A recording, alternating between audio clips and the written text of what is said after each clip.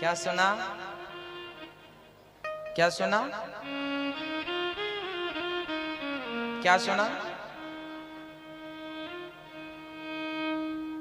गिरिराज धरण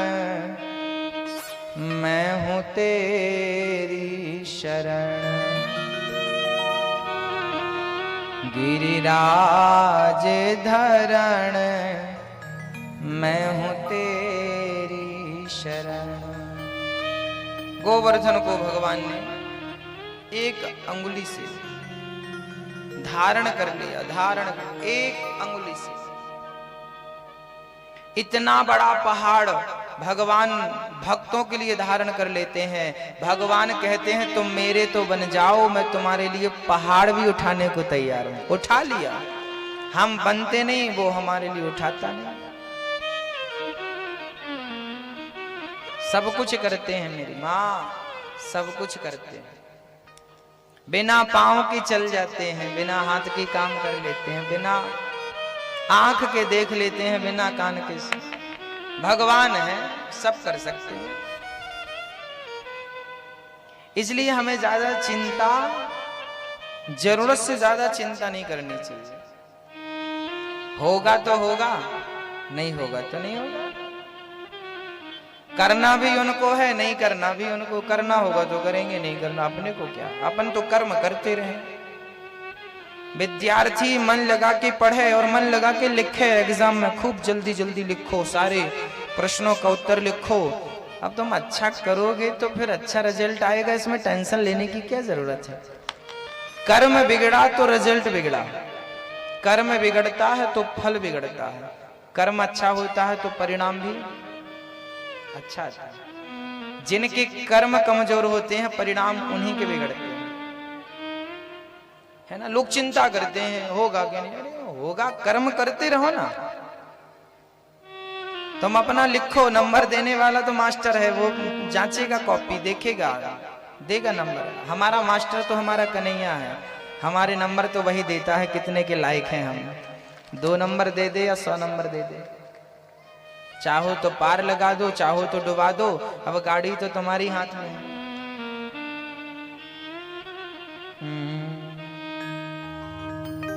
फूलों में रख चाहे कांट चुभा दे, गाड़ी है तेरे हवाले, तू जाने तेरा काम जाने।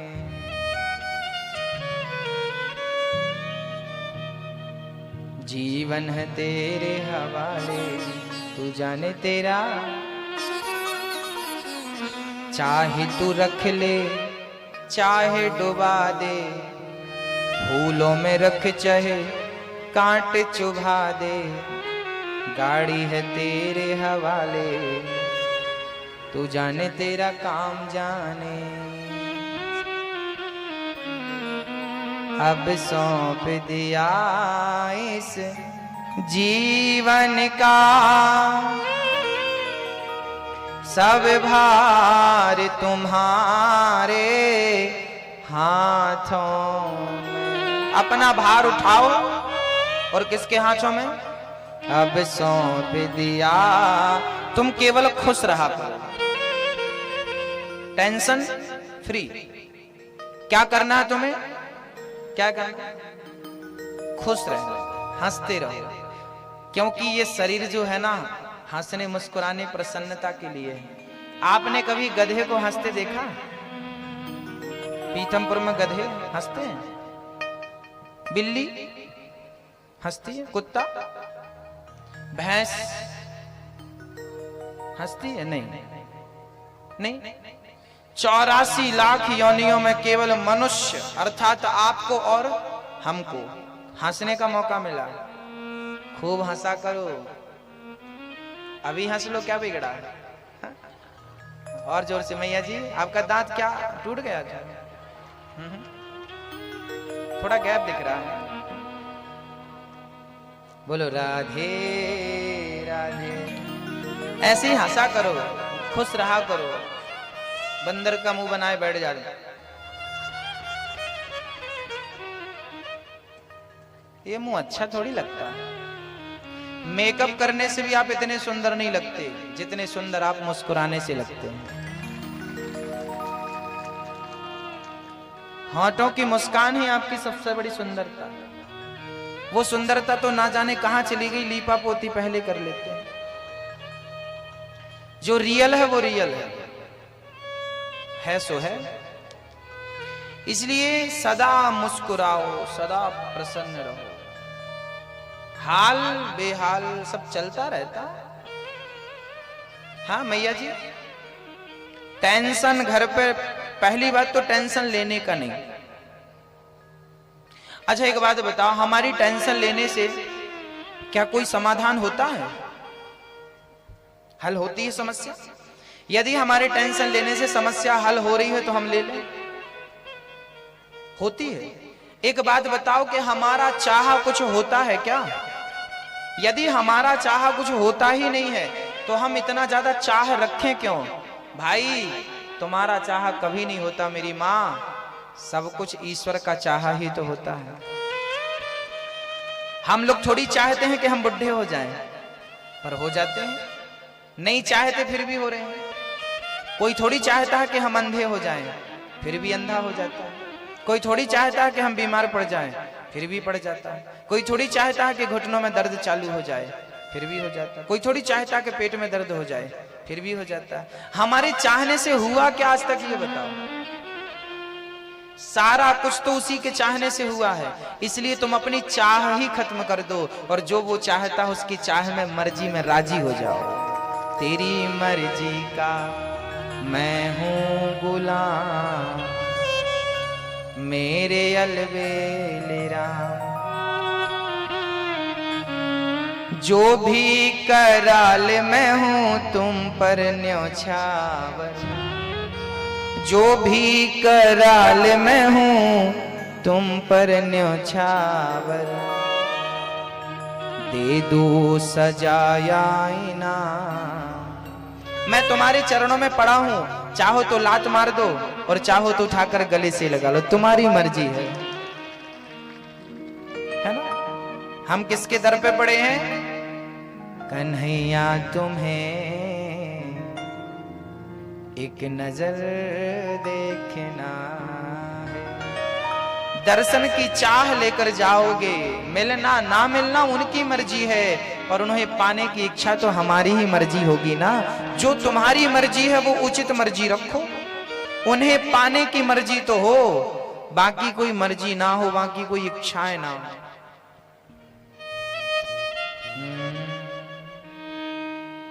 जाओ कहां? बोले अपनी मर्जी से कहीं मत जाओ। कह दो कन्हैया हम तो तेरी गोद में बैठ गए हैं, अब तुम जहां ले चलोगे वहीं मैं चलूंगा।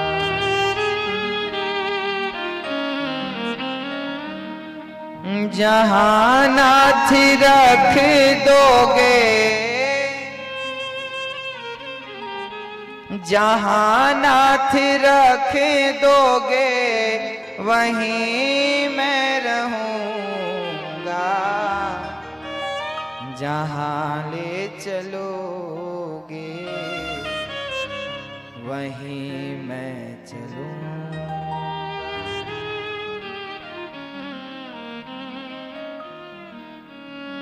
कुछ नहीं, अपनी मर्जी से एक कदम नहीं बढ़ाओ। तेरी मर्जी का गुलाम हूं और हम तो कहते हैं सब कुछ सौंप दो। अब सौंप दिया इस जीवन का सब भार तुम्हारे हाथों। मेरे पास कुछ नहीं, ये पैसा है, ये जब तक मेरे पास होगा ना तो इसे संभालने की चिंता मुझे होगी, पर ये भगवान को दे दी। अब तू जान, तेरा काम जाने, मैं क्या जानूं। तो सारी चीजें अपने पास रखोगे तो टेंशन होगी। सब कुछ दे दो ना कन्हैया को। ये हम कहते हैं कि तुम घर के मालिक हो ना, कह दो कि कन्हैया मैं तेरा चाकर हूं, तू मेरा मालिक। बना दो उसको अपने घर का ठेकेदार, बना दो उसको अपने घर का मालिक, फिर देखो आनंद ही आनंद है। अब सौंप दिया इस जीवन का सब भार तुम्हारे हाथों में। क्या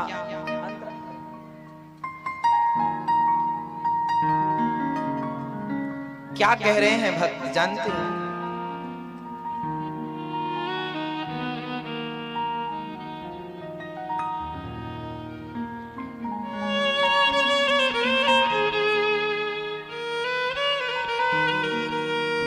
मेरा निश्चय बस एक यही,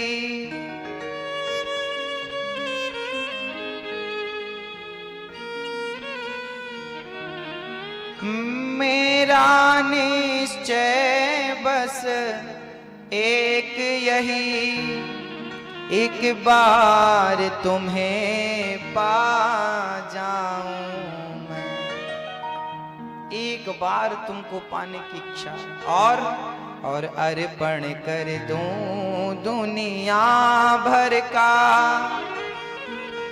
सब प्यार तुम्हारे हाथों में। सब तेरे हाथों में देना चाहता हूं, सारी चाबियां तेरे हाथों में देना।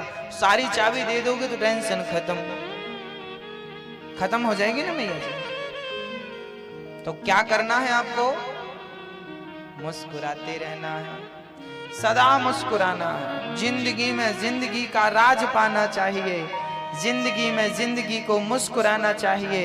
जिंदगी में जिंदगी की शर्त पूरी ना हो तो जिंदगी को जिंदगी से रूठ जाना चाहिए। जिंदगी, ये जिंदगी रोने के लिए मिली है कि हंसने के लिए?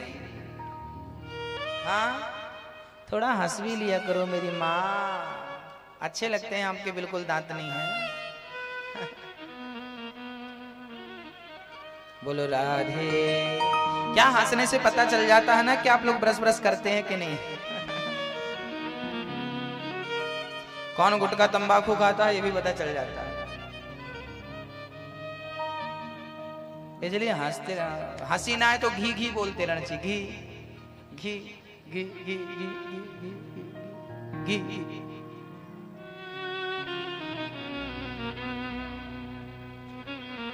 कल हमने सुना भगवान ने गोवर्धन उठा लिया। हाँ, गोवर्धन उठा लिया। भगवान ने गोवर्धन उठाया, गो का वर्धन किया। इंद्र की पूजा करने की जो गलत परंपराएं थी वो बंद कर दी। भगवान कृष्ण के पिता नंद बाबा किसकी पूजा करते थे? इंद्र की पूजा करते थे, साल में एक बार। भगवान बोले इंद्र की पूजा ना करो, गोवर्धन की पूजा करो। पुरानी परंपराओं को, गलत परंपराओं को भगवान ने बंद कर दिया और सही परंपराओं को चालू कर दिया। आप भी अपने घर में जो गलत परंपराएं चालू रखे हैं, कृपया उन्हें जल्दी से बंद करें और नई परंपराएं, अच्छी परंपराओं को आगे बढ़ाएं। जैसे गलत परंपराएं क्या? उदाहरण के तौर पे कई लोगों के घर पे बकरा काटते हैं और कहते हैं हमारी देवी मांगती है। कौन सी देवी है भाई जो बकरा खाती है? क्यों बदनाम कर रहे हो देवी? खाना तुमको, देवी देवता का नाम लगा रहे हो। पड़ेंगे डंडे, भगवान मारेंगे तब अक्कल आएगी। कोई देवी देवता बकरा नहीं मांगती। अपने स्वाद के लिए आप बदनाम कर रहे हो देवी देवताओं को। अरे महाराज जी, हमारे तो शादी हो, कोई भी काम हो तो हमारे बकरा चढ़ता है, देवी मांगती है। अरे भाई, बकरा चढ़ाने से देवी खुश होती है तो बकरा तो एक जीव है। खुश करना है तो फिर अपना सिर काट दो ना, बहुत जल्दी खुश हो जाएगी। अपने आप का बलिदान दे दो। खुशी करना ना देवी को तो तुम अपने। रावण तो सिर काटता था, रावण बकरा नहीं चढ़ाता था, वो भी बलिदान देता था। पर रावण ना अपने सिर काटता था, उसमें घी भरता था और स्वाहा। 10 सिर थे, सोचा 2-4 काट दो। 2-4 बच्चे पैदा करो, बलिदान कर दो। चढ़ाना, बकरी को मारना, वो भी तो किसी माँ का बेटा है बकरा। उसकी भी तो उसने भी तो दूध पिलाया है जैसे तुमने अपने बच्चे को पिलाया है। ये बहानेबाजी मत करो। कोई देवी देवता कहीं लिखा बता दो तो मैं आपका जीवन भर गुलाम हो जाऊंगा। कहीं नहीं लिखा कि किसी देवी देवता को बलिदान, बलिदान बोलते ना, बलिदान का पहले अर्थ तो समझो। बलि इसका संधि विच्छेद करते हैं। बलिदान, बलि, बलि प्लस दान बराबर बलिदान। बलि, बलि किसका नाम था? राजा बलि, जिनके यहां वामन भगवान गए थे। बलि ने क्या दान किया था? पूरा सर्वस्व अपने आप को दान कर दिया, सब कुछ दान कर दिया। तो जब राजा बलि ने सब कुछ दान किया, उसके बाद से लोग जब सब कुछ दान करने लगे तो उसका नाम हो गया बलिदान। बलिदान का अर्थ है सर्वस्व दान कर देना ही बलिदान है। बलि की तरह राजा बलि की तो सब कुछ दे दो, इसका नाम बलिदान। बकरा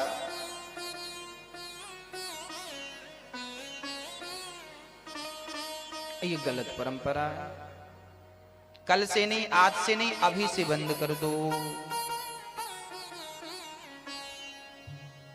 और चढ़ाना है तो बुढ़ा, जितने बुढ़े हो आपके कुल में, मरना तो है ही, देवी जल्दी खुश हो जाएगी। जितने बुढ़े सबका सिर झुकाओ, तलवार उठाओ, जय काली प्रसन्न हो भद्रकाली। अच्छा जनसंख्या भी मेंटेन हो जाएगी और देवी भी खुश हो जाएगी। सारे बुढ़ों को, यदि देवी तुम्हारी ज्यादा ही बकरा बकरा मांगती है, और जल्दी बकरे में क्या रखा है। देखो तरीका सारे हैं अपने पास, उपाय बता देंगे हम आपको हर चीज का।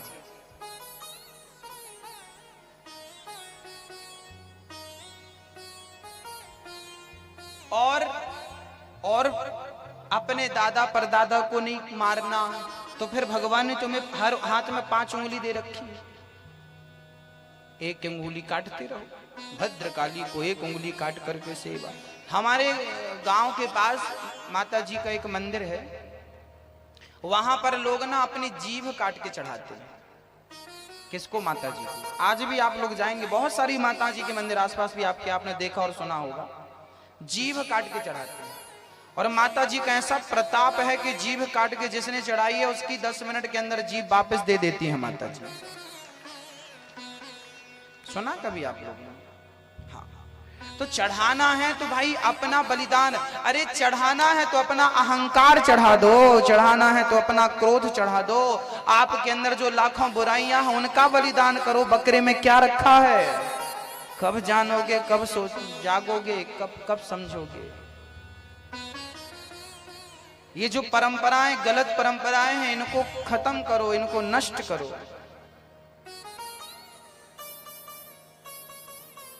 भगवान ने बंद कर दी गलत परंपरा, आप भी बंद करो।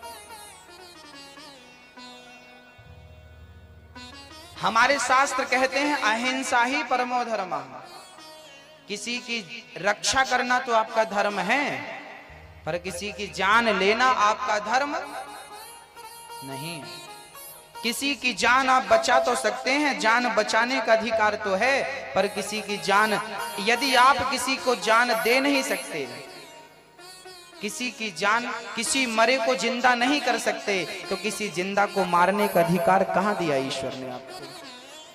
यदि तुम मरे को जिंदा कर सकते हो तो ठीक है, फिर जिंदा को भी तुम मार लो, अधिकार तुम्हें है। पर केवल तुम मारते जाओ, ये अहंकार है, ये गलत है, ये गलत है, सजा मिलेगी इसकी।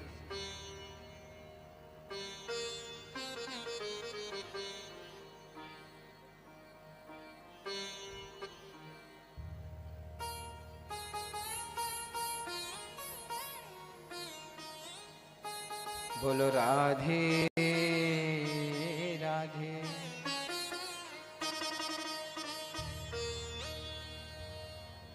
भक्तों,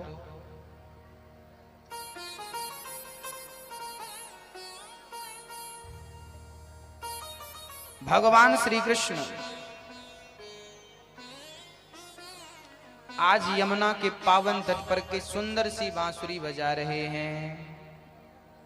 वरहापीडं नटवर वपुः कर्णयो कर्णिकारं बिभ्रद्वासः कनककपिशं वैजयन्तीं च मालाम्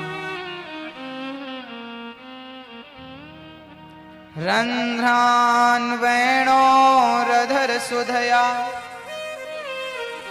पूरयन् गोपवृन्दैर्वृन्दारण्यं स्वपदिरमणं प्राविशद्गीतकीर्तिः।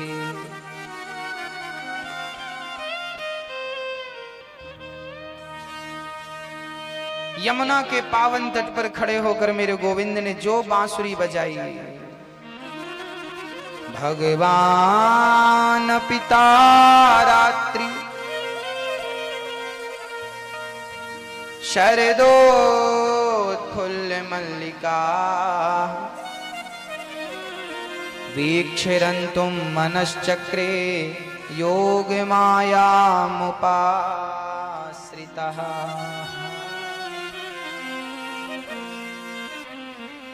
देखो, शरद पूर्णिमा की पावन रात्रि आई। उस रात को भगवान ने बड़ी सुंदर बांसुरी बजाई, बहुत अद्भुत बंसी। उस समय, जिस समय भगवान ने बंसी बजाई, गोपियां अपने अपने काम में बिजी थी, व्यस्त थी। एक सखी, शाम का टाइम था, गैया चर के जंगल से आई। एक सखी गाय दो रही थी, एक सखी आंखों में कजरा लगा रही थी, एक सखी का बच्चा जाग गया, उसे दूध पिला रही। अपने अपने कामों में गोपियां व्यस्त थीं। तभी मेरे गोविंद ने बंसी छेड़ दी। चारों तरफ उस बंसी की ध्वनि जब गई तो गोपियों के कानों में पड़ी। अच्छा, जब बंसी बजी तो गोपियां तो बहुत थीं, पुरुषों ने भी सुनी होगी,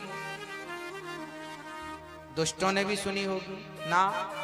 बोले, जब भगवान की बंसी बजी तो बंसी की तान वही लोग सुन पाए जिन्हें भगवान ने सुनवाना चाहा। कहते हैं ना कि भगवान की कथा वही सुन पाता है जिसे वो सुनवाना चाहते हैं। भगवान का दर्शन वही कर पाता है जिसे वो दर्शन देना चाहते हैं। कथा में तुम आ भी जाओ और यदि वो ना चाहे तो बैठे रहोगे, आप सुन कुछ नहीं पाओगे। और सुनवाना चाहे तो किसी भी प्रकार कहीं भी रहो, वो खींच के ले आएगा अपने चरणों में। वो कृपा करते हैं ना, जो बड़ी महिमा भक्तों, क्या बताऊं, बड़ी बड़ी अद्भुत महिमा।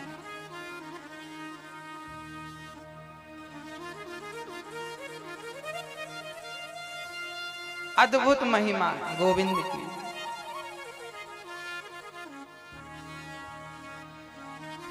जब बंसी बजी तो गोपियां अपने काम में बिजी थी। एक सखी गाय दोह रही थी और जब बंसी की तान सुनाई पड़ी तो गोपी ने गाय दोहना छोड़ दिया, भूल गई। वो बंसी में इतनी खो गई, इतनी डूब गई भक्तों, कि वो गाय थन पकड़ती है तो पकड़ी है तो पकड़ी रही, और बर्तन नीचे था तो नीचे पड़ा ही रहा। और वो इतनी मस्ती से बंसी सुनने लगी कि अपने आप को भूल गई। और सच तो ये है कि वो गई नहीं, वो भगवान की बंसी जिस ओर से आ रही थी वो ध्वनि, उस ओर चल पड़ी और चलती चलती वो गोविंद के समीप पहुंच गई। एक सखी आंखों में काजल लगा रही थी, बंसी की तान सुनाई पड़ी, काजल लगाना भूल गई। एक आंख में लगा, दूसरे में लगा ही नहीं। बंसी सुनाई पड़ी, उसी हालत में दौड़ पड़ी अपने गोविंद से मिलने के लिए। इतनी उत्कंठा मिलन की कि वो अपने काम को महत्व नहीं, अपने श्याम को महत्व देती हैं। काम जहां था वहीं है, काम तो कल भी हो जाएगा, पर कथा जो आज हो गई वो कल कहां होगी। गोपियां काम को नहीं, श्याम को महत्व दे रहे हैं। एक सखी तो बच्चे को दूध पिला रही थी।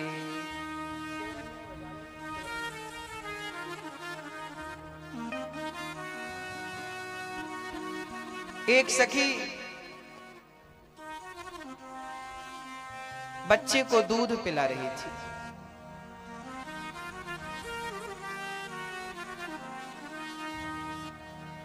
बच्चे को भी दूध पिलाना शुरू ही किया था कि बंसी की तान सुनाई पड़ गई।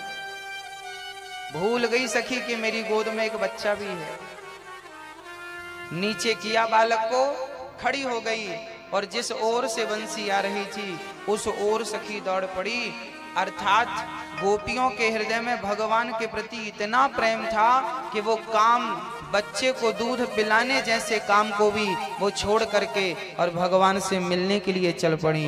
अर्थात गोपियों के जीवन में कृष्ण का कितना महत्व था, कितना प्रेम रहा होगा, आप इस छोटी सी बात से कल्पना कर सकते हैं। ये बात सुखदेव जी केवल इसलिए कह रहे हैं कि आप कल्पना कर लें कि उनका प्रेम किस कोटि का रहा होगा। प्रेम, प्रेम सबसे उत्तम है, पर प्रेम भगवान से हो तो। यदि आपने दुनिया वालों से प्रेम किया, गलत है, प्रेम गलत है। दुनिया वालों से प्रेम करोगे तो गलत है, और वो प्रेम दुनिया वालों से ना करके गोविंद से करोगे तो वो प्रेम बिल्कुल सही है, सही जगह।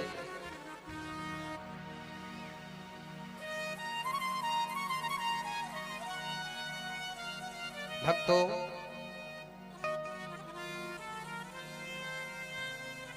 सारी सखियां आ गई, भगवान ने गोपियों का स्वागत किया। स्वागतम वो महाभागा प्रियम किम करवाणि वः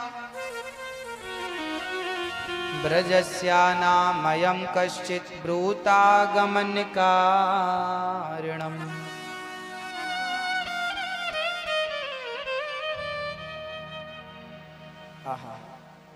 सबका स्वागत, स्वागतम वो मां, आओ। सखियों को भगवान बुला रहे हैं, देवी आओ आओ आओ। आई सखियां, सखियों को आता हुआ देख भगवान ने स्वागत किया। इतनी रात को आई हो देवियों, क्यों आई हो? अच्छा, भगवान अब पूछ रहे हैं कि आई हो, आने का हेतु क्या है, उद्देश्य क्या है? गोपियां बोली आपने बुलाया, हम चली आई। आपने हमें अभी बुलाया बंसी बजा के। भगवान बोले हमने आपको नहीं बुलाया, हम तो अपनी बांसुरी बजा रहे थे। आप आ गई, अब आ गई हो तो जाओ जाओ। भगवान बोले देवियों जाओ अपने घर को। कन्हैया, गोपियां कहने लगी श्याम सुंदर दुनिया छोड़ दी है तेरे लिए, अब तुझे छोड़ करके दुनिया में क्या जाऊं, किसके पास जाऊं?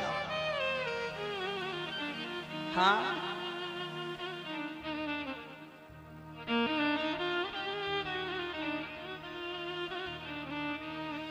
क्यों जाऊं?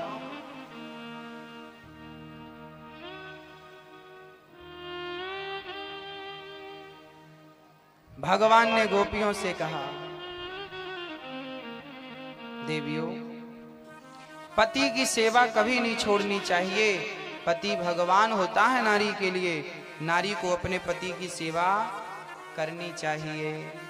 आप अपने पति को छोड़कर आई हो, अपने परिवार को छोड़कर आई हो, ये आपने अच्छा नहीं किया, जाओ अपने घर। गोपियां बोली श्याम सुंदर, दुनिया के लोग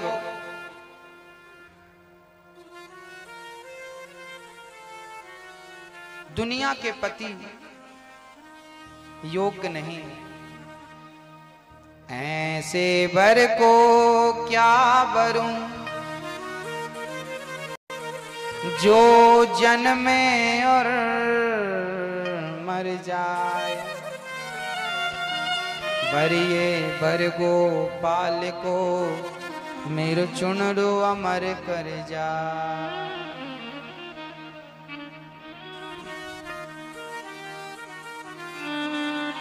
सारी सखियां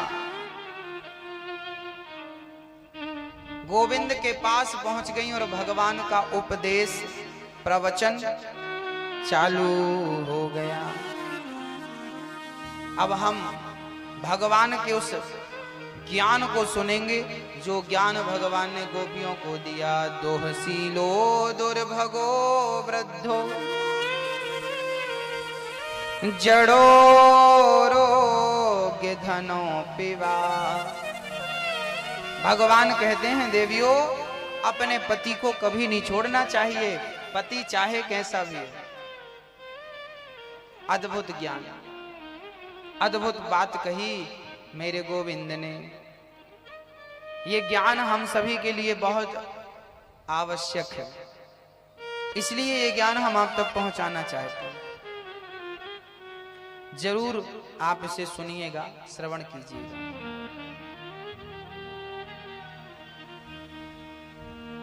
हमारे बीच में श्री तुलसी मनवाणी जी आए हैं, जोरदार तालियां बजाएं आप श्री के लिए। पीतमपुर से हैं, उद्योगपति हैं आप।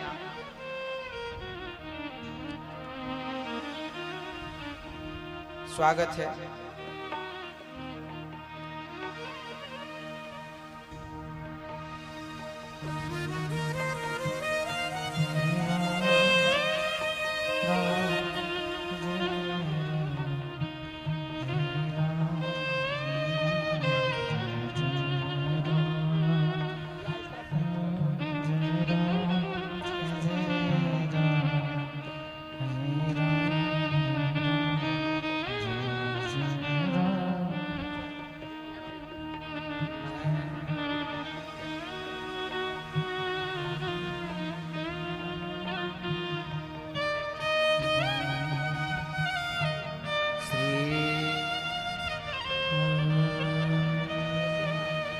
श्री राम जय राम जय जय राम, श्री राम जय राम जय जय राम, श्री राम जय राम जय जय राम, श्री राम जय राम जय जय राम।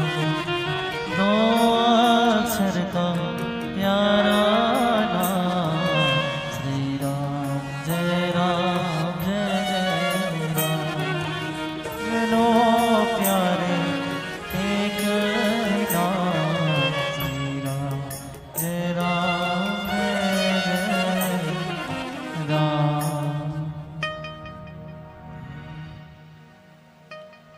गोपियां गोविंद से कहती हैं, गोविंद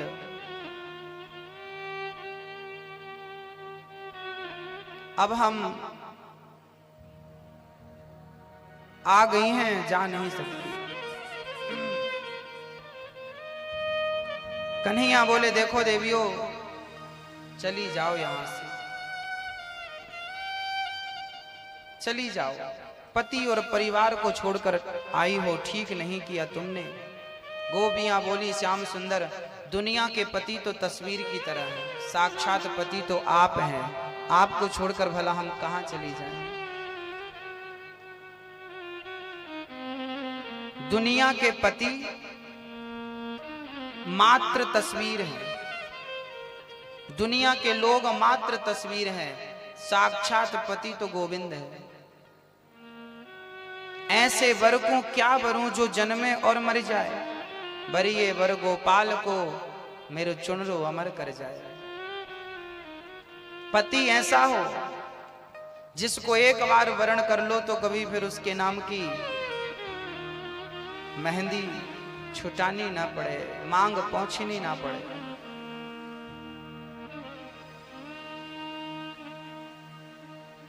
गोपियों को भगवान ने उपदेश दिया, जाओ अपने पति के पास, परिवार के पास। जब गोपियों ने कहा कि कन्हैया हमारे तो आप ही सब कुछ हैं। देखिए गोपियों की कितनी विलक्षण बात है। गोपियां कृष्ण के सिवा किसी को कुछ मानती ही नहीं थी। त्वमेव माता च पिता त्वमेव, त्वमेव बंधुश्च सखा त्वमेव। पिता भी तुम हो, माँ भी तुम हो, परिवार भी तुम हो। भगवान के लिए दुनिया छोड़नी पड़े तो छोड़ देना चाहिए। प्रहलाद जी ने अपना पिता छोड़ा था, किसके लिए? पिताजी ने कहा कि बेटा भगवान का भजन ना करो, मेरा भजन करो। पिता के आज्ञा का उल्लंघन कर दिया प्रहलाद जी ने। जो ज्ञान आपको ईश्वर से दूर ले जाए वो ज्ञान कहां है? जो गुरु आपको ईश्वर से दूर ले जाए, वो गुरु कहाँ है? भक्तों, प्रहलाद जी ने पिता को छोड़ा, विभीषण ने भाई को छोड़ा, गोपियों ने पति को छोड़ा, और तो और राजा बलि ने शुक्राचार्य जैसे गुरु को छोड़ दिया भगवान के लिए। क्योंकि शुक्राचार्य जी मना कर रहे थे, 3 पग भूमि का दान मत करो, दान मत करो। राजा बलि कहते हैं, प्रभु जिसके दर पे दुनिया हाथ फैलाए खड़ी है, आज वो मेरे दर पे भीख मांगने आया है, मैं क्यों ना उसे देकर के अपने आप को अमर कर लूं। और देकर के राजा बलि ने अपने आप को अमर कर लिया। भक्तों, गोपियों का जब भाव भगवान ने सुना, गोपियों के हृदय में अपार प्रेम था, गोविंद के चरणों में अनुराग था। पति कैसा हो? भगवान श्री कृष्ण पत्नियों से कह रहे हैं, मैया जी, ओ मैया ध्यान देना मेरी मां, पति कैसा भी हो, नारी को कभी अपने पति का त्याग नहीं करना चाहिए। अब आप कहो महाराज जी, पति तो दुष्ट है, शराबी है, दुर्व्यवहारी है, अब क्या करें? कोई बात नहीं, पद्म पुराण में एक छोटी सी चर्चा आती है, वो मैं आपके सामने रखता हूं। एक स्त्री थी, उसका पति बीमार हो गया, अनेक बीमारियों का शिकार हो गया। शादी के 2 वर्ष के अंदर ही उसका पति बीमार हो गया, कोढ़ का रोग हो गया, पूरा शरीर, चमड़ी उसकी गल गल के जमीन में गिरने लगती, पूरे शरीर से दुर्गंध आने लगी, गंदा दिखने लगा, सिर पे बाल नहीं बचे, बिल्कुल काला पड़ गया, ये चमड़ी गिरने लगी, पूरे शरीर में मावाद बहने लगी। पर उसकी पत्नी बड़ी पतिव्रता थी, वो अपने पति को रोज स्नान कराती, कपड़े से पोंछती, सुंदर वस्त्र पहनाती, भोजन प्रसादी कराती, और दवाई, आयुर्वेदिक सारी दवाइयां जो वैद्य जी कहते, उनके शरीर में लेपन करती। ऐसा करते करते उसका पति थोड़ा सा स्वस्थ हुआ, दवाई करी पत्नी ने। अच्छा, पत्नी को घृणा नहीं लगी कि तुम शरीर से दुर्गंध निकल रही है ना? अच्छा, एक बात बताओ, मां अपने बच्चे का मलमूत्र साफ करती है तो क्या उसे घृणा लगती है? नहीं। बस देखो, ईश्वर ने कितना बढ़िया दृष्टांत हमारे सामने रखा है। मां बच्चे का मलमूत्र साफ करती है पर मां को घृणा नहीं लगती। लेकिन जब वही माँ बाप वृद्ध हो जाते हैं और वही बच्चे बड़े हो जाते हैं, और भगवान ना करे कभी किसी वृद्ध को बिस्तर पे ही मलमूत्र त्यागना पड़ा, तो वही बच्चे कहते हैं दुर्गंध आ रही है, गंदगी लग रही है। अरे, जिन माँ बाप ने तेरे लिए कभी नाक नहीं सिकोड़ी, आज तू उनके लिए नाक दबा करके जा रहा है। सब में भगवान का दर्शन करना। मेरी मां 12 भगवान का अवतार लिया भगवान ने। क्यों लिया? भगवान कहना चाहते हैं कि मैं सबके भीतर हूं। दीन दुखियों की जब तुम सेवा करते हो तो वो सेवा ईश्वर की होती है उस रूप में। समझ लेना, लिख लेना। वो पत्नी अपने पति को भगवान समझकर सेवा करती। एक दिन उसका पति बाहर बैठा था, स्वस्थ हो गया था, लेकिन देखना उसका पति कितना दुष्ट था। एक दिन वो पति बाहर बैठा था कि गांव की एक वैश्या सज धज करके राजा के दरबार में नाचने जाती थी। उस वैश्या के श्रृंगार को देख करके ये व्यक्ति बड़ा प्रभावित हुआ। कहने लगा कि ये वैश्या मिल जाती तो अच्छा होता। अब ये पुरुष अपनी पत्नी, अपनी पतिव्रता, इसकी पत्नी बहुत सुंदर थी, पर अपनी पत्नी को छोड़ करके उस वैश्या को पाने की इच्छा इसने रखी। पर कोढ़ी था, रोगी था, वैश्या कहां मिलने वाली इसको। वो बड़ी वीआईपी थी, राजा के दरबार में नाचती थी। ये उदास रहने लगा। एक दिन पत्नी ने पूछा, स्वामी जी आप कुछ दिनों से बड़ी उदास हैं, क्या हुआ? तो इसने बताना तो नहीं चाहा, पर जब पत्नी ने जिद करी कि आपको बताना पड़ेगा, उदास क्यों है, तब इसने कह दिया कि मैं एक दिन बाहर बैठा था और वो वैश्या बाहर से निकली तो उसको देख करके मैं लट्टू हो गया, मेरा दिल उसके साथ चला गया, मैं उसे पाना चाहता हूं बस। अब देखो, पति अपनी पत्नी से कह रहा है कि मैं उसे पाना चाहता हूं। आपका पति कह रहा होता आपसे ऐसा तो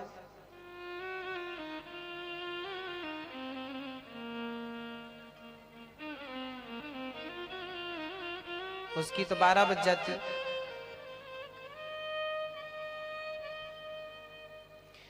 पर उस स्त्री ने क्या किया, ये शास्त्रों की चर्चा है, जरा देखिए। जब आप कहा करती हो ना कि हमारा पति खराब है गुरुजी, आप कह रहे हो पति को भगवान समझो और हमारा तो बड़ा नालायक है, तो हम तुम्हें एक नालायक पति की कथा सुना दे रहे हैं कि इतना भी नहीं होगा तुम्हारा पति। अब ये कह रहा है कि हमें उस वैश्य से मिलाओ, अपनी पत्नी से। पत्नी बोली ठीक है, मैं बात करती हूं। पद्म पुराण में लिखा है कि अब ये पतिव्रता नारी उस वैश्या के घर सुबह सुबह जाती और प्रातः काल उसके घर की झाड़ू पोंछा बर्तन करके आ जाती, पूरे घर को साफ सुथरा कर देती। वैश्या लेट जागती थी 8-9 बजे। उसने देखा कि मेरे घर का सारा काम किसने कर दिया। एक दिन उसने ताड़ लिया, देख लिया, अरे देवी आप मेरे घर झाड़ू पोंछा कर रही हो, क्यों? आप तो बड़ी पतिव्रता हो, आपके तो बड़े चर्चे हैं कि आप बड़ी पतिव्रता और मैं वैश्या, और आप पतिव्रता और आप मेरे घर, मैं आपके घर झाड़ू पोंछा करूं तो बात समझ में आती है, पर आप मेरे घर कर रही हो। तब उस महान स्त्री ने कहा, देवी मेरा पति जो है वो आपकी सुंदरता पर मोहित हो चुका है, एक बार वो आपसे मिलना चाहता है, मेरे पति को आप मिलने का मौका एक बार दे दीजिए। वैश्या को पता था कि आपके पति को कोढ़ का रोग है, पर आप कह रही हो तो मैं आपकी बात कैसे टाल सकती हूं। ठीक है, आज रात को अपने पति को मेरे पास भेज देना। वैश्या राजी हो गई। अब ये स्त्री दौड़कर घर गई, अपने पति से कहा कि आज आपको उसने बुलाया है, आप चले जाइए, मैंने बात कर ली। अब तो कोढ़ी बड़ा खुश हुआ कि मुझे तो आज जाना है, बड़ा प्रसन्न, बड़ा खुश, चलने लगा। शाम हुई, तैयार होकर के बढ़िया जाने लगा। जब घर से बाहर निकला तो संयोग देखिए, उसका पांव एक पत्थर से टकरा गया और वो धड़ाम से जमीन में गिरा, उसके पांव में मोच आ गई, और मोच जब आई तो वो एक कदम भी चल नहीं पाया, रोने लगा, मैं कैसे जाऊंगा, उसने तो आज बुलाया, अब तो मोच आ गई, अब कैसे जाऊंगा, रोने लगा। पति को रोता हुआ देख पत्नी को रहा ना गया। पत्नी बोली, स्वामी जी मत रोइए, पांव में आपके मोच आई है, मेरा पांव ठीक है, मैं आपको ले चलूंगी। बोले तुम कैसे ले चलोगी, मेरे से चलना नहीं आता। बोले आपको चलने की जरूरत नहीं है, मैं अपने कंधे पर बिठा के ले चलूंगी। लो भैया, पत्नी बैठ गई, पति को अपने कंधे पर बिठा लिया और खड़ी हो गई, चल पड़ी। पर गांव के अंदर से नहीं गई, गांव के बाहर के रास्ते से गई। अंदर से जाती तो लोग हजार प्रश्न करते, कहां जा रही है। बाहर के जंगल के रास्ते से गई। अब सोचिए कि पत्नी ने अपने पति को कंधे पर बिठा रखा और कहां ले जा रही है, वैश्या के। ये दर्शन आपने कभी किया नहीं होगा, पद्म पुराण में ऐसा लिखा है। चल पड़ी, पर देखना होना तो कुछ और ही था। हुआ वो नहीं जो वो पति चाह रहा था, हुआ कुछ और। क्या हुआ वो देखिए। जिस रास्ते से वो जा रही थी वो जंगल का रास्ता था। उस जंगल में उसी रात एक घटना घट गई। जिस राजा के घर में वो वैश्या नाचने जाती थी ना, उसी राजा के राज्य में कुछ चोर घुस करके चोरी कर रहे थे। सिपाहियों ने देखा तो चोर भागे, और चोर भागते भागते उसी जंगल में आ गए। और उस जंगल में एक महात्मा की कुटिया थी, तो चोरों ने अपना चुराया हुआ धन महात्मा की कुटिया में रख दिया और चोर जंगल में छिप गए। सिपाहियों ने देखा कि धन तो ये रखा है और बाबा जी हैं, लगता है ये बाबा नहीं चोर है, इसने धन चुराया। तो सिपाहियों को लगा कि ये बाबा जी चोर हैं और ये समाधि लगा के झूठी बैठे हैं। तो सिपाहियों ने गलतफहमी में बाबा जी को चोर समझ लिया और बाबा जी को सूल पर लटका दिया। सूल लोहे का होता है, गाड़ दिया जमीन में और बाबा की कुटिया के सामने बाहर ही बाबा को लटका दिया और सिपाही चले गए। अब उसी रास्ते से ये स्त्री अपने पति को कंधे पर बिठाकर जा रही थी, तभी इसके पति का सिर बाबा जी के पांव से टकरा गया। बाबा जी को धक्का लग गया तो बाबा जी की तपस्या भंग हो गई, तपस्या खुल गई, समाधि खुल गई।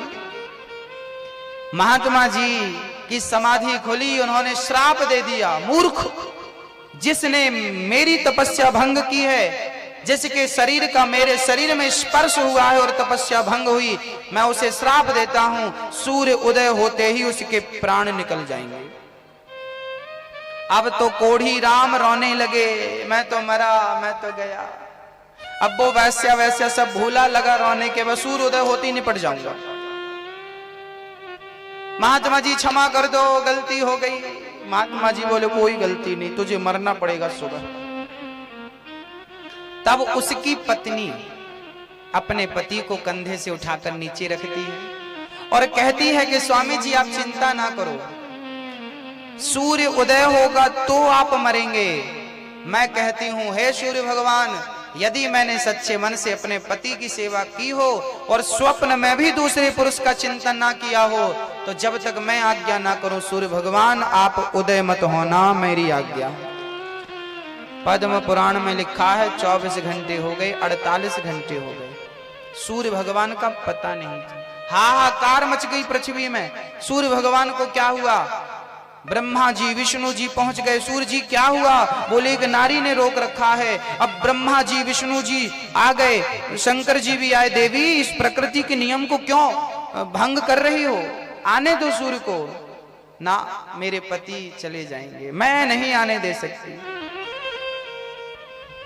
तब माता अनुसुईया आई और अनुसुईया जी ने कहा देवी तू सूर्य भगवान को आने दे, मैं तेरे पति को जीवित करूंगी। उसने अपना वचन वापस लिया। सूर्य भगवान की पहली किरण पड़ती ही श्रापवश उसका पति मर गया। पर माता अनुसुईया ने हाथ में जल लेकर कहा, हे प्रभु यदि मैं सच्ची पतिव्रता हूं तो इसका मरा हुआ पति जीवित हो जाए, कहकर छोड़ दिया। कोढ़ी था एकदम स्वस्थ और सुंदर हो गया और भगवान की ऐसी अनुकंपा, सुंदर विमान आया, शरीर सहित दोनों पति पत्नी भगवान के निज धाम को चले गए। एक पत्नी अपने पति की सेवा करके वो ब्रह्मा विष्णु महेश को भी अपने चरणों में लाकर बिठा सकती है। इसका उदाहरण माता अनुसुईया है। माता अनुसुईया के पास एक बार ब्रह्मा विष्णु महेश आए थे। माता जी हमें भिक्षा दे दो। माता जी बोली ठीक है ले लो।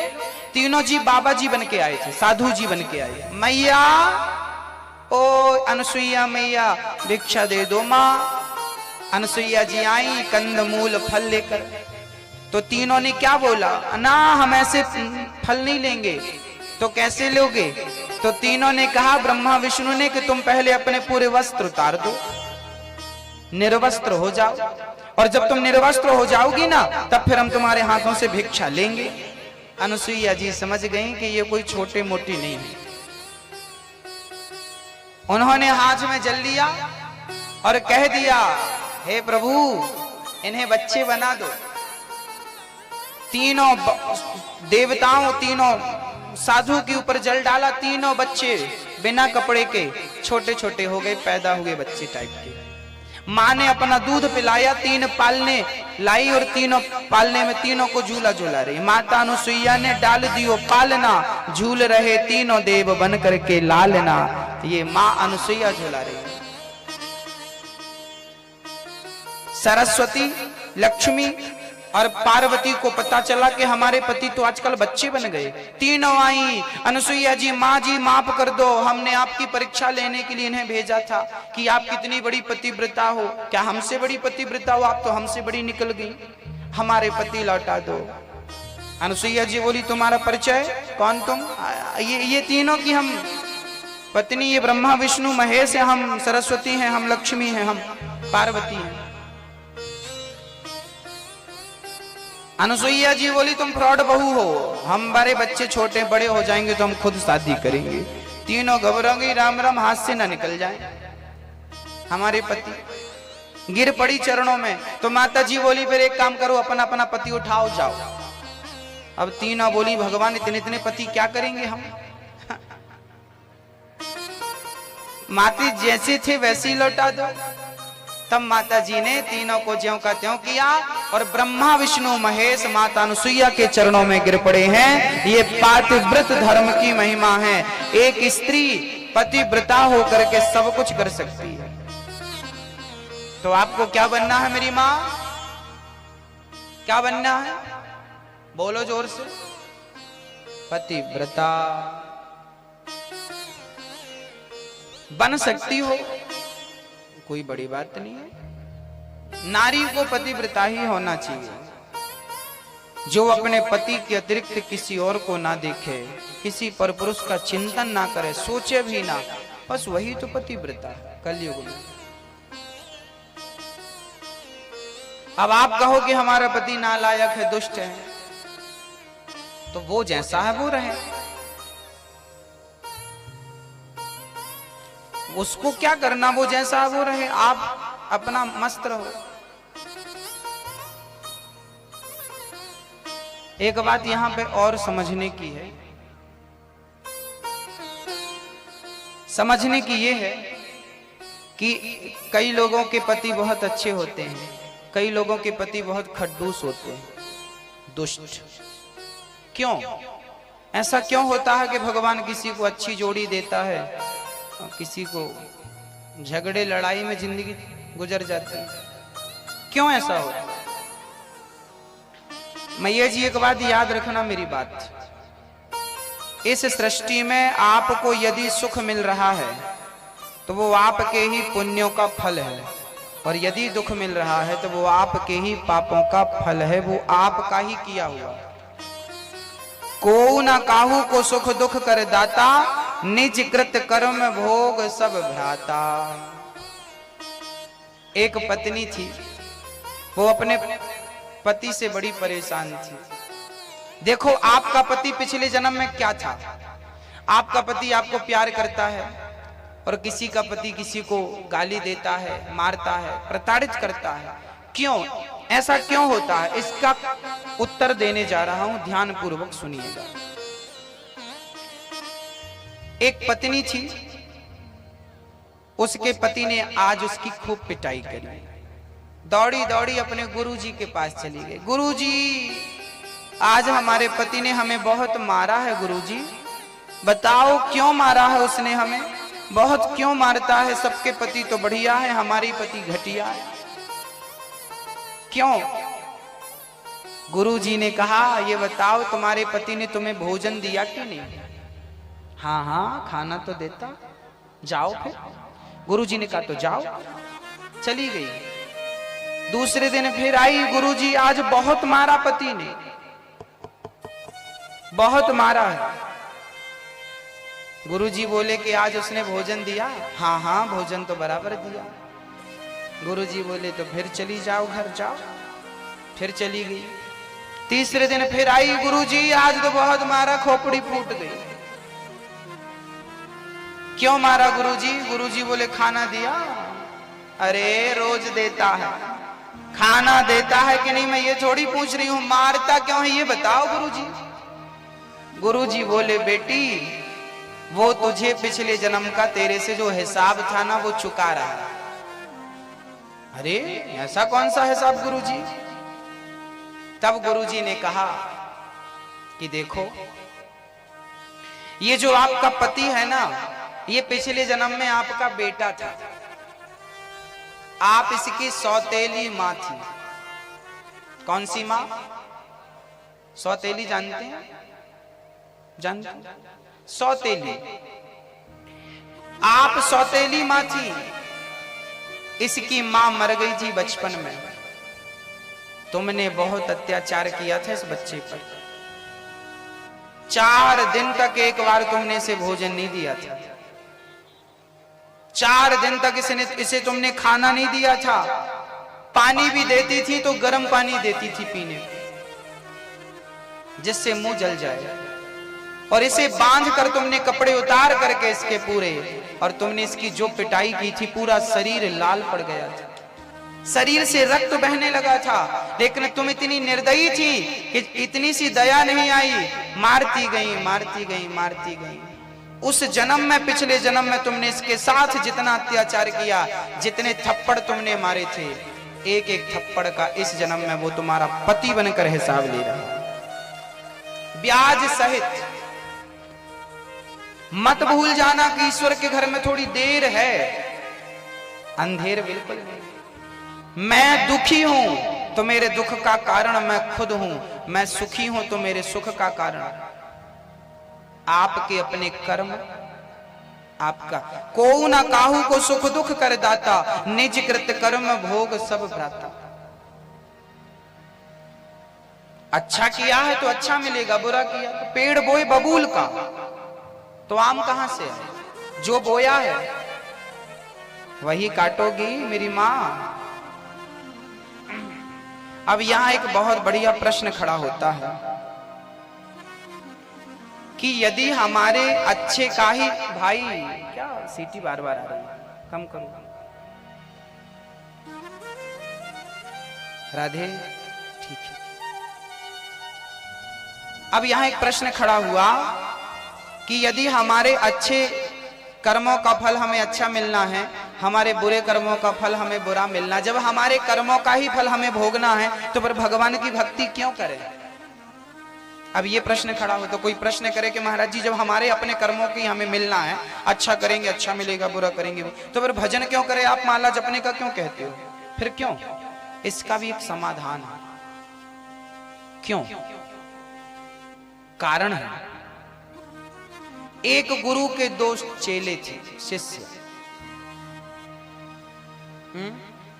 मैया जी, ओ मैया, ओ प्यारी मैया, किसे देख रही हो?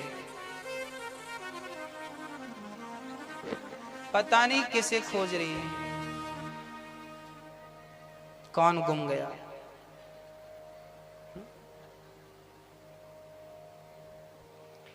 एक गुरु के 2 शिष्य थे। एक शिष्य सत्संग में जाता था, कथा सुनता था आप लोगों के जैसा, और एक शिष्य बड़ा नालायक था। वो वैश्या के घर जाता था, वैश्या का मुजरा देखने के लिए। वैश्या नाचती थी तो उसे अच्छा लगता था, जाता था।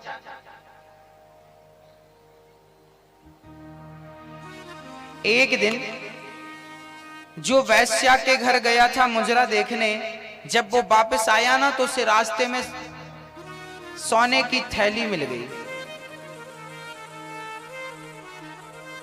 उसे सोने की थैली मिल गई। सोना पड़ा हुआ मिल गया।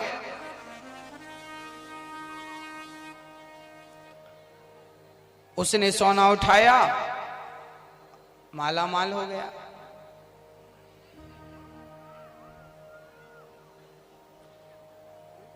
वो है मम्मी उसकी उस तरफ।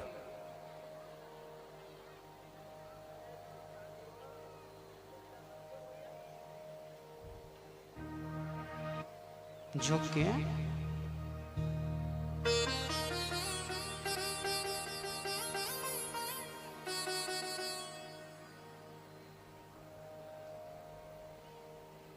हो मैया जी, पहुंच गए हो तुम, पहुंचा के आ रही हो।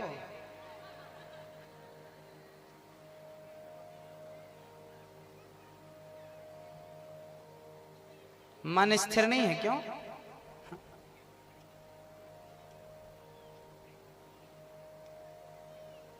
हो गया आपका, देख लिया।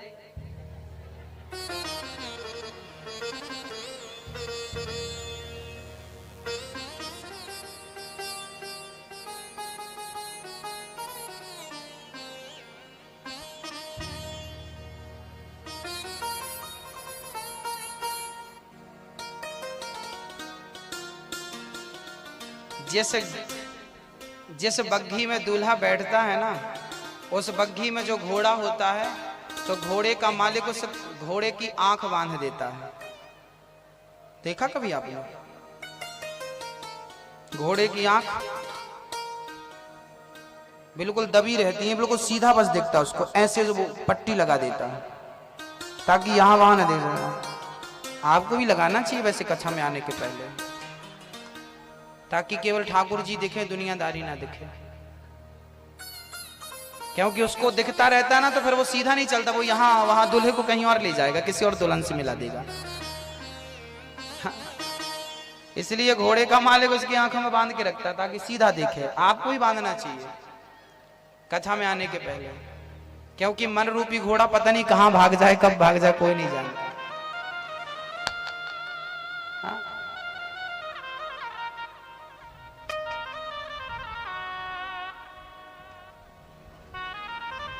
क्या सुना रहे थे हम? बताओ, आप बताओ क्या सुना रहे थे हम? बोलो नहीं, आप बताओ, आप बताओ, आप बताओ मैया जी क्या सुना रहे थे हम? एक गुरु के दो चेले थे, एक सत्संग में जाता था, एक वैश्या के घर जाता था। जो वैश्या के घर जाता था उसे एक दिन सोने की थैली मिल गई, और जो सत्संग करने जाता था ना, उसके पांव में एक दिन लोहे की कील पांव में लग गई, और इतनी बड़ी कील लगी कि पूरे पांव को पार करके ऊपर निकल गई, तलवे को। लंगड़ाता हुआ वैद्य जी के पास गया, वैद्य जी ने कील निकाली, दवाई भरी, और वो वैश्या के घर जाने वाला तो लखपति हो गया, खूब पैसा मिल गया। अब गुरुजी के पास गया लंगड़ाता हुआ, जो सत्संग करता था। गुरुजी, मैं आपके पास सत्संग करने आता था, और वो वैश्या के घर जाता था। वो वैश्या के घर गया तो माला माल हो गया, और मैं सत्संग में आया तो लोहे की कील और घुस गई। तो क्या ये ईश्वर की यही अदालत है, यही उसका न्याय है? अरे अच्छों के साथ